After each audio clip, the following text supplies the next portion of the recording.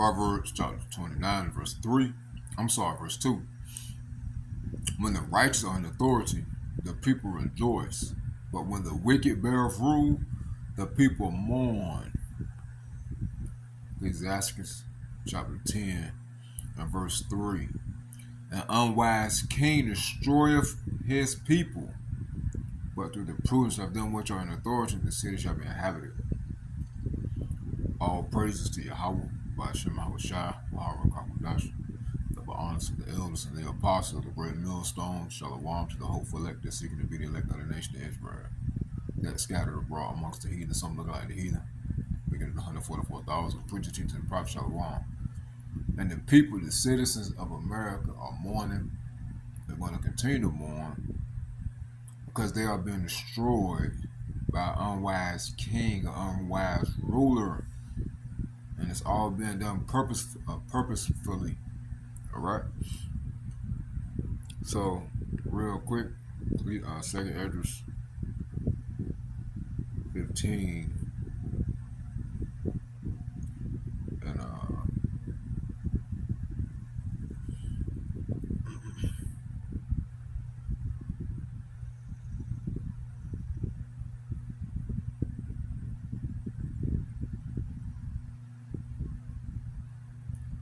13. They that till the ground shall mourn, for the seed shall fail through the blasting of hell, and with a fearful consolation. They that till the ground are the farmers. Well, you throw the ranchers in there too. Matter of fact, the ranchers. Joel 1.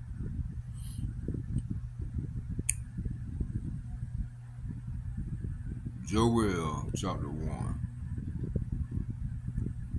and 17. Let's start at 16. 15. Alas for the day. Alas for the day. For the day of the Lord Yahweh Shema is at hand. And as a destruction from the Almighty shall it come. Is not the meat cut off before our eyes? Yield joy and gladness from the house of our God Yahweh. The seed is rotten under their clouds, the garners are laid desolate, the barns are broken down, for the corn is withered. Going to your storehouses. Okay, the ranchers, the farmers. All right, so that covers all the farmers and the ranchers. The farmers do the crops, the ranchers deal with the cattle, and the rest of the animals. So they're all mourning, right? Now, you got. How can I help you? Hi. Your water's right. Oh my goodness! Come on, man. Where is it? Now you got Trump importing beef.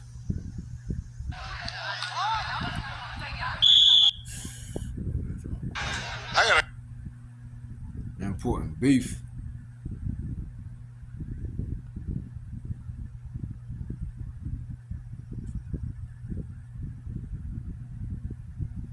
Importing beef, right? So that's gonna hurt the ranchers.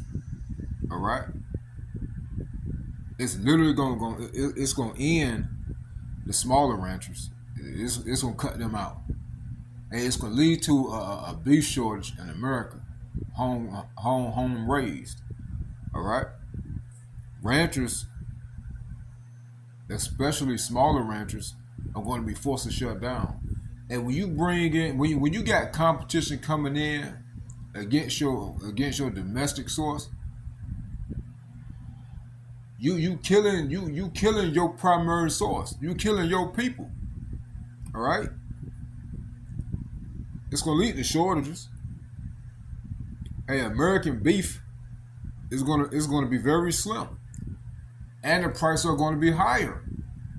And when you bring in the competition from an outside source to compete with your inside source, talking about you trying to cut prices, you create competition. The quality is not going to be better. All right, coming from an outside source. All right, and it could be sickly. You don't know. Hey, the amount of money and time and effort these ranchers put into keeping up these cattle. And they put in work, man. They put in a lot of time, money, and effort. All right. So it's going to cause American beef prices to rise even higher. Because when people see lower prices, though the quality may not be better, where do you think they're going? Times are tight. So this is all strategically planned out, man, to hurt the American people, man. The ranchers, to cut off the food supply, go into famine so they can start rationing. That's all they're doing. But they're disguising as if they're here to help, man. Like the Trump administration like to help. No, man, that's the cruel law in Isaiah 19. As we read in Proverbs 29 and Ecclesiastes 10. Hey, the people are mourning because they're being destroyed by an unwise king. It says North Carolina cattle farmers react to Trump's imported beef. Well, it's not just North Carolina. But, I like to read the headlines first. All right? I got like 3 videos. I don't know what this is. Like 3 videos we're gonna play. All right? So just know this can cause higher prices for domestic beef, cattle, because they're bringing in competition from the outside at a lower price.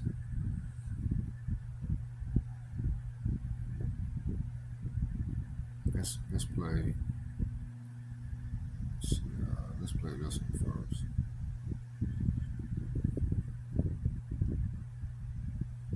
I'm trying to watch my order. Hold on, y'all. I don't know what's up with that. It's tricky. That's not even playing.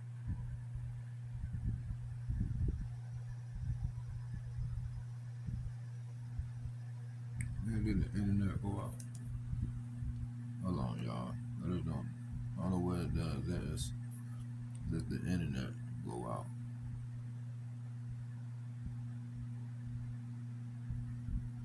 Yeah, I think the internet went out.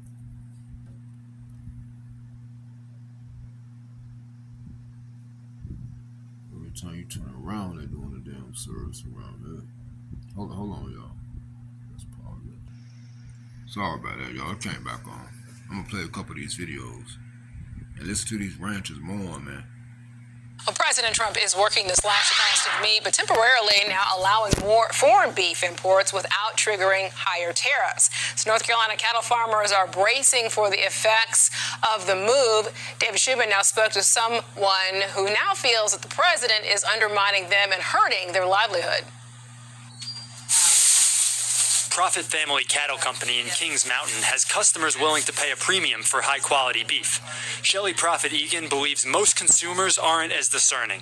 In the actual marketplace and the stores, people are going to see American beef is going to be a little bit higher. Egan and cattle farmers like her aren't happy with President Donald Trump's effort to lower beef prices, which were 9% higher last month than the year before.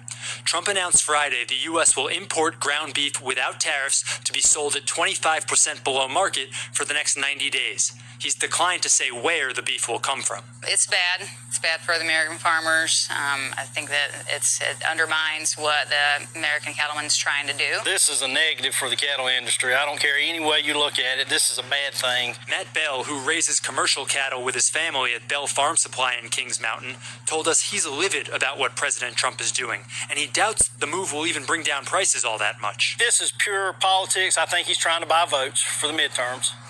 And I think his knowledge of agriculture is very limited. Doing this is not going to help any cattle farmer or rancher in this country. It feels like just a real lack of awareness. Shelley says American cattle are raised to meet American tastes. She says imported ground beef from an unknown location will likely not be as high quality and possibly not as safe. In a statement to Queen City News, a White House spokesperson said President Trump has repeatedly affirmed his support for America's ranchers and farmers. While the administration will be easing tariffs on beef imports to address a short-term supply crunch, the administration is simultaneously working closely with ranchers to grow America's cattle herd size, which is currently at a multi-decade low. He declined to answer our questions about where the beef will come from and how consumers can be sure it's safe.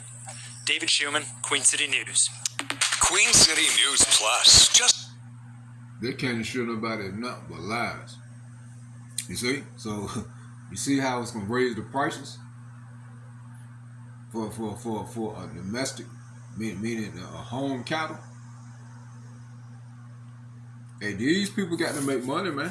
They're not doing it for free. Everything else is already expensive. So don't expect them to make no pay cuts or for price to come down. It can only go up. All right, for American beef. I see what he's trying to do. He's trying to get people to buy American beef at a higher price, but trying to make it seem like the lower prices is there to help you, man. But no, it ain't no smart business move. That's stupid.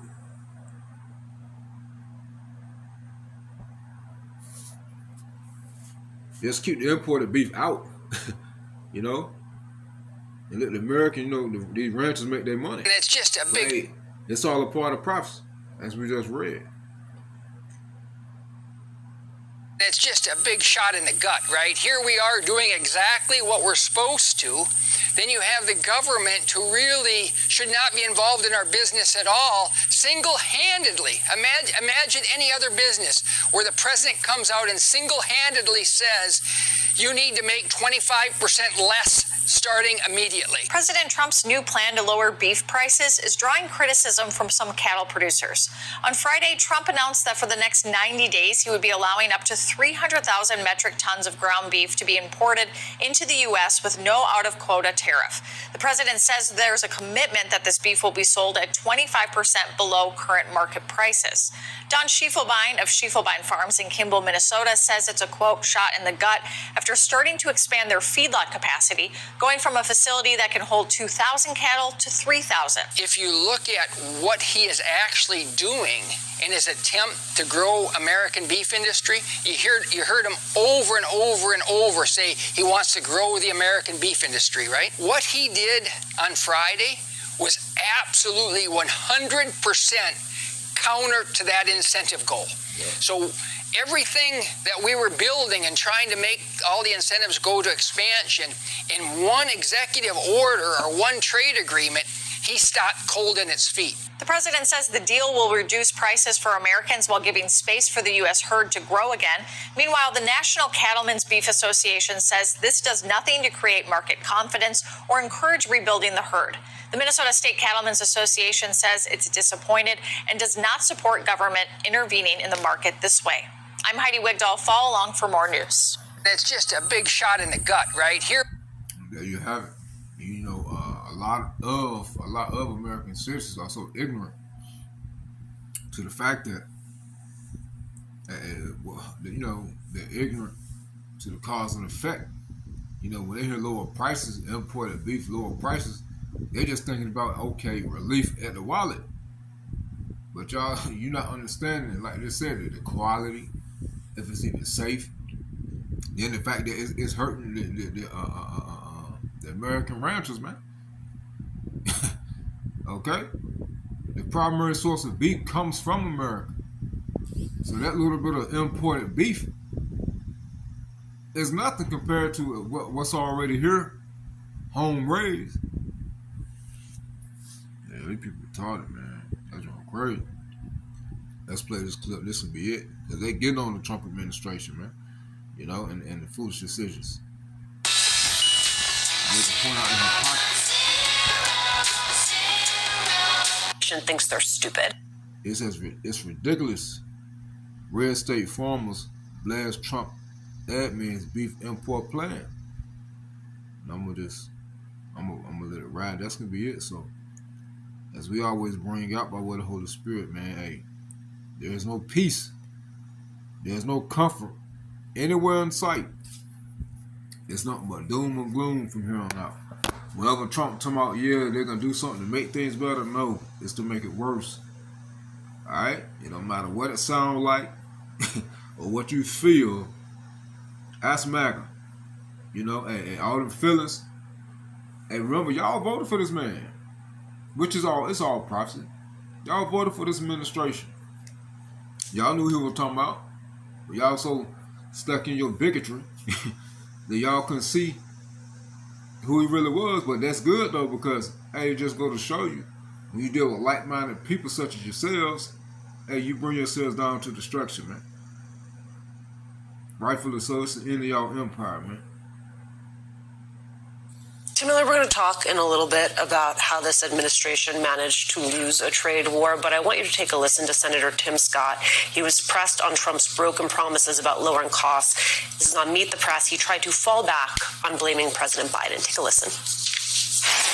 Let's look back at the original sin of cost in America in the last 8 years. It goes to Joe Biden, who took inflation up 21%. President Trump has been in office for 2 years. When President Trump took office, inflation was at 3%. It's now at 3.4%. Gas prices are over $4 a gallon, up over $1 from a year ago.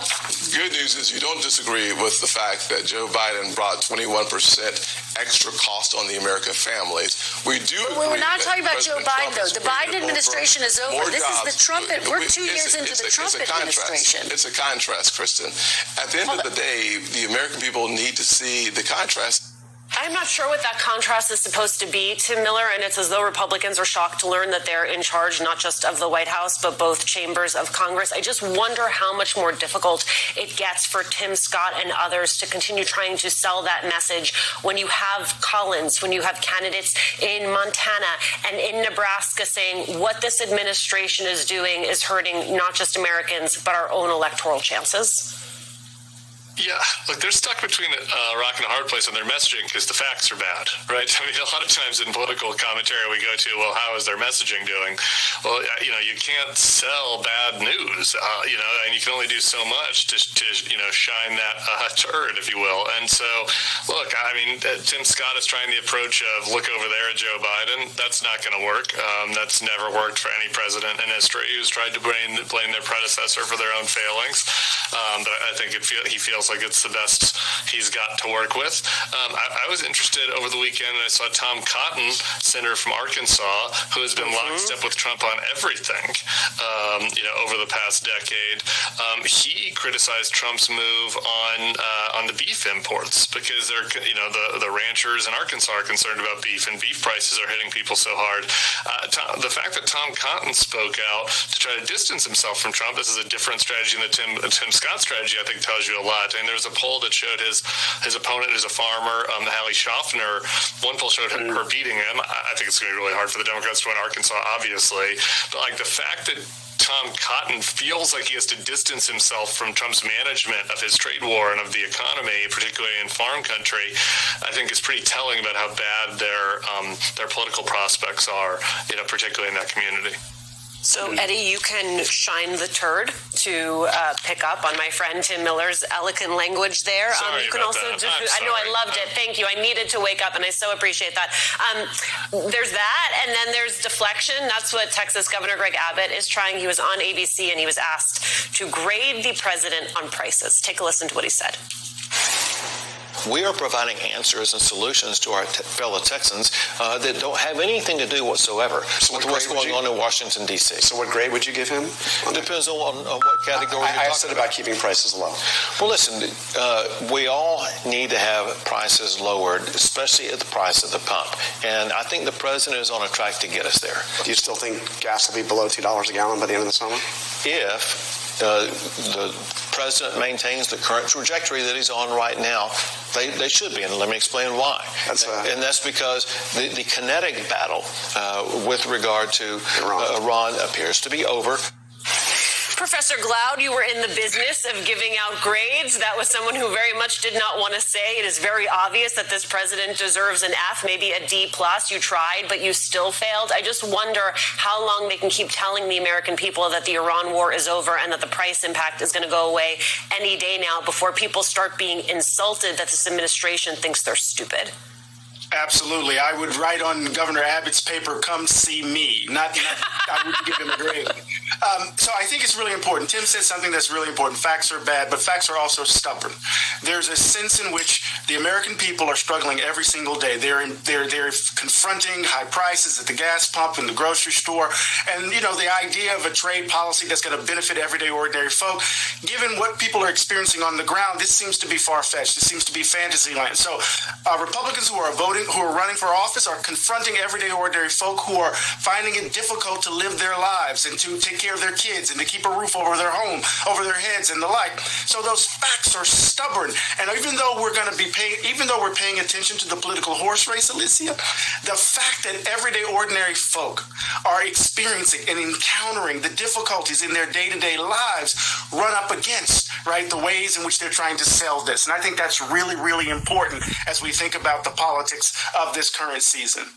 Right, so let's get back to what Americans want to be doing right now, which is some hot dogs, some hamburgers, and then you have Trump struggling to contain surging beef prices. He announced 300,000 tons of ground beef are going to be imported without tariffs.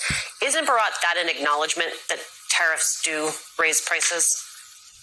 Yeah, of course. And remember, the entire theory by which tariffs are supposed to be helpful to the United States is that they're supposed to raise the cost of imports. The idea is that by raising the cost of imported goods, it creates an incentive for people to build more in the United States and purchase more American-made goods. But this specific situation really gets to the rock and hard place that Trump is in, because once you decide to lower tariffs as an effort to reduce costs for Americans, the producers in the United States who are being protected by those tariffs are going to revolt. And you're seeing that now with the farmers and ranchers who make domestic beef, and all of the representatives, including Republican representatives from the states that have a lot of those ranchers, are outwardly criticizing Trump for this move. And so once you've chosen this path, again, you go back to the original sin of all of this is Liberation Day, the idea that coming into office at a time when the cost of living is the number one priority by far for the American people, and deciding that's the right moment to launch a massive tariff-based trade war, which is going to raise costs for Americans, you can see why the American public is giving Trump such low marks on the economy, because they rightly perceive that he's not even trying to address the number one concern that they have, and is in fact many ways making it much, much worse. Just to get a fuller picture of this, Tim, one of our colleagues traveled to Iowa, spoke with some cattle farmers there. Here's what they told us. We can all agree every North Carolinian deserves reliable power every hour, every day. Sorry. Traveled to Iowa, spoke with some cattle farmers there. Here's what they told us. It's ridiculous that we have taken now, a time when so many farmers are under economic stress, to make it easier for a product to come into our country that our farmers want to grow, to bring more product from overseas. That's not what consumers want, and it doesn't help our farmers at all. In fact, it puts us at a huge disadvantage. It's a huge move in the wrong direction. I'm biting the bullet. I'm cutting down everywhere I can. I'm reducing my expenses. I went to no-till farming, which means fewer trips back and forth across the field with machinery. That's one good way, but now that I'm already doing no-till farming, what is there left for me to cut back? So I get that he wants to get through midterms ostensibly, but with absolutely no regard for the long tail of this, Tim, and what that means for generations of farmers, of cattle ranchers. Yeah, look, I think this Trump in the first term, his tariffs really hurt farm country.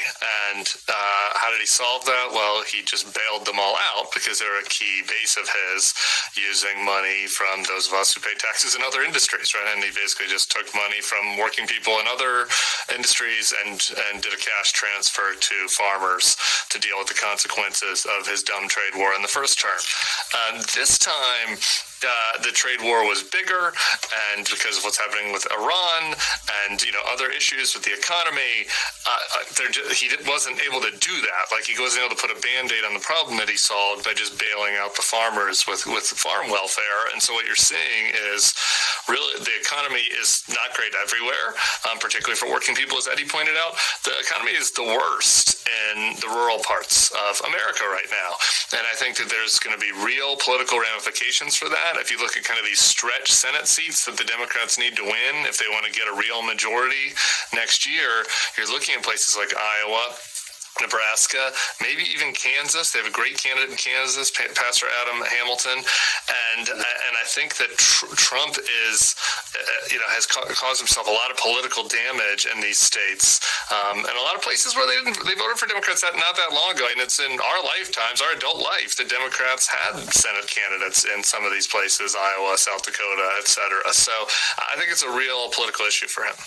I'm just struck time and time again, Eddie, by how the fact there's no coherent theory here of the case. It's not even right. There's a theory, it's not working, or there's a theory and we all disagree with it. It is simply scattershot. It would seem even that this sort of command economics that the president is engaging here is reminiscent of the socialism that he is constantly trying to call out. Yeah, I like that word, command economics. That's really, really important as a description. But, we think about it. I mean, is there coherence? No, because it's dumb. It's just dumb on its face. And then you think about it, right? You think about the difficulty that farmers are confronting with screwworm that's hit beef supply. You think about what's the consequences of the Strait of Hormuz, his war of choice around fertilizers and the way that's happening. You think about Americans experiencing the difficulty of living their day-to-day lives. We can't get a hold of beef. The lettuce will mess up our stomachs. The eggs may kill us. The blueberry. I mean, what the hell is going on? And so we could talk about it in terms of politics, but I'm just thinking about the day-to-day lives of everyday ordinary people that flow from the policy decisions, from the nonsense, the idiocy that's coming out of the White House in Washington, D.C. right now. Yeah, you couldn't have said no better, man. They screwing the people. That's all by design, because at the end of the day, they want the American citizens, man, these Babylonian citizens, to rely on them. Just like in Genesis, man, break the people down, own nothing, they would be happy. Wish you would own nothing, and you'll be satisfied with whatever they offer you. All right? That's really what it's going to be. They're pricing everybody out with subscriptions, everything. Hey, man. Everybody should be relying on them. All right? They don't want people to be self-sufficient, man. So, hey, we'll continue to bring up updates and reports by way of the Holy Spirit through the Spirit and power of Yahweh Shema Shai. And, hey, Yahweh Shema Shai is most definitely making moves, man. Say pray for names in Yahweh Shema Shai. Shalom.